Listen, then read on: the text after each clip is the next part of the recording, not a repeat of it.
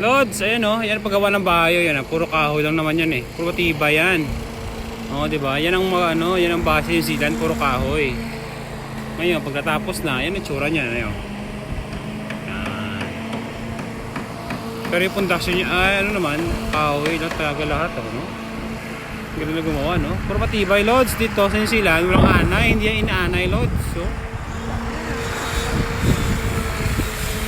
oh, 'di ba? Yan oh, yan, puro kahoy lang yan. Yan. Yan. Yan sila kung paano gumawa ng bahay sa New Zealand, no? Puro kahoy lang. Ah, 'di ba? No? Kahoy mataas, oh. Pero semento naman yung sahig, yan. Semento naman siya. Okay naman. Oh, yan 'di ba? Yan oh. Yan sila gumawa ng bahay. Kahoy lang yung kahoy. Kahoy. Ayan, no,